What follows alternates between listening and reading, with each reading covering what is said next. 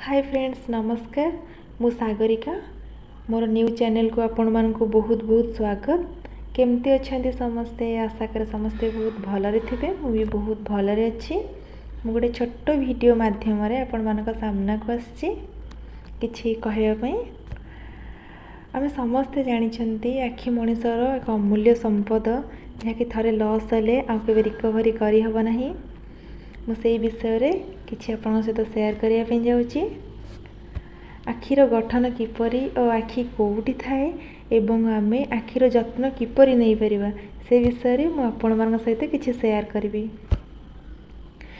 साधारणतः आमे जानते आखि गोलाकार जड़े वयस्क व्यक्तिंकर चक्षुर व्यास जहाँ को आमे इंग्राजी रे डायमीटर कही था प्राय 24 मिलीमीटर एवं ओजन प्राय 7 ग्राम। आखि हाड़र एक गहर मध्य अवस्थित जहाँ को ऑर्बिट कहा जाए। मुंडर केतेक हाड़ मिसी एही गहर को सृष्टि करिथांती एवं एही ऑर्बिट मध्य रे चक्षुर गोलक सुरक्षित होकर रही थाए। आखि विभिन्न अंश गुड़ी को नहीं गठित से अंश गुड़ी विषय में कहबी।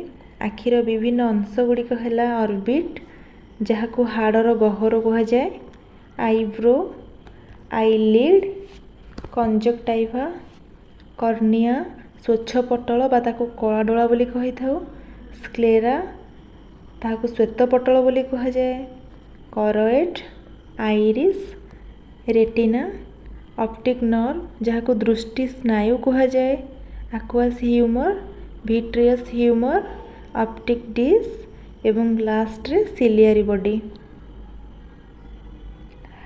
आज एतिकी पुणी नेक्स्ट वीडियो रे कथा हवा फ्रेंड्स।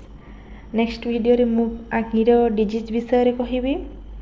जदि मो वीडियो आपण मान को भल लगी ताहले प्लीज़ लाइक कर देवे, शेयर कर देवे और सब्सक्राइब कर देवे मो चैनल को। पाखरे थिबा बेल आइकन को प्रेस करने को भूलिएनि ताकि मो न्यू वीडियो रो नोटिफिकेशन पाई परिवे। जय जगन्नाथ।